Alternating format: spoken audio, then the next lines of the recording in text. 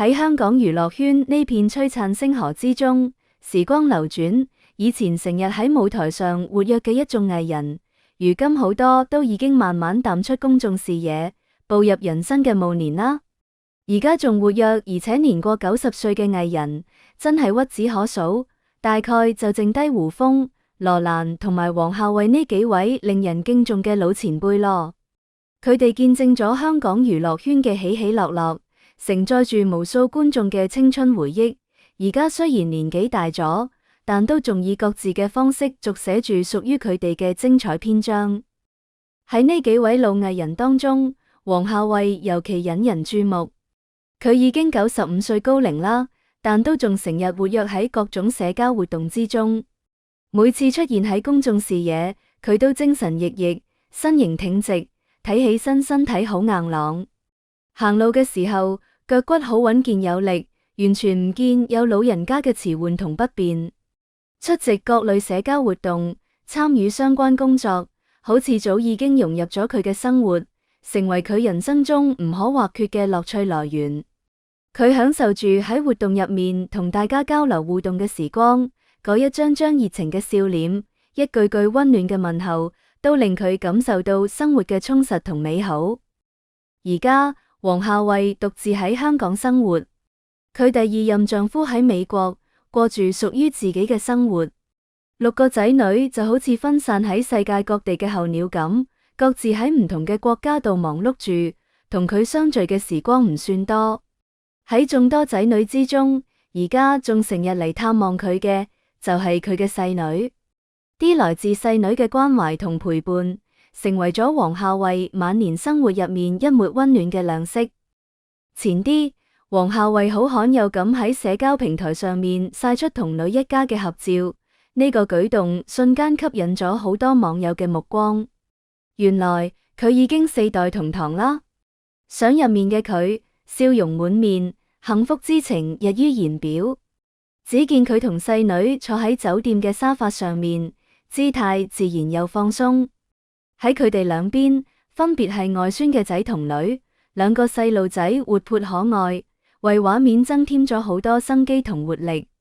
而喺母女身後，就係黃孝偉嘅外孫同埋外孫媳婦，一家人齊齊整整咁聚埋一齊，畫面溫馨又幸福。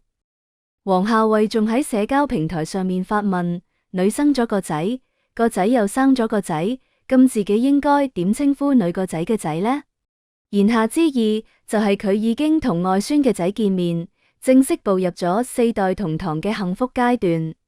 從佢曬出嘅合照入面睇得出，呢份家庭嘅溫暖同幸福係幾咁真實可感。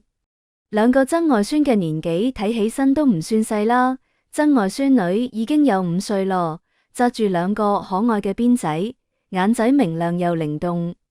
曾外孫大概都有7歲左右，肥嘟嘟，好惹人喜愛。而黃孝偉能夠喺呢個年紀依然保持住咁健康嘅身體狀況，真係令人好羨慕。佢都算係一位好有福氣嘅老人家。黃孝偉同女、外孫、外曾孫罕有同康嘅呢一幕，真係好難得。其實唔好講同曾外孫、外孫同康啦，就連同女同康嘅機會都唔多。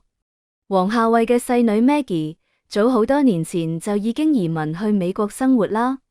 喺美國，佢有自己嘅生活圈子，成日忙住自己嘅事業同家庭，唔係成日返香港。而家見到母女同康嘅畫面，真係令人感嘆，原來佢哋長得仲幾似。睇黃孝偉嘅細女 Maggie，應該都有60多歲啦，但歲月好似冇喺佢身上留下太多痕跡。佢一身打扮雍容華貴，舉手投足之間盡顯優雅氣質，無論係外在形象定係內在氣質，都同黃孝偉好似。反而係 Maggie 嘅仔，睇起身同佢唔係幾似，估計係似 Maggie 嘅老公啦。畢竟基因遺傳總係有奇妙嘅組合方式。Maggie 雖然一直喺美國生活，但對黃孝偉嘅關心從來都冇減少過。佢唔係對阿媽唔理唔睬，忍心令阿媽獨自喺香港生活。其實係黃孝偉自己唔想去美國生活。前幾年，王夏慧曾經講過退休之後要移民去美國，享受天倫之樂。佢滿心期待着能夠喺異國他鄉同家人共度美好時光，感受嗰份濃濃嘅親情。但係現實同佢嘅期待大相徑庭。去咗半年左右，佢就覺得喺當地生活真係好無聊。喺香港，佢有好多朋友，成日可以出席各種豐富多彩嘅活動，生活過得好充實又快樂。而喺美國，語言、文化、生活習慣等方面嘅差異，令佢覺得好唔適應。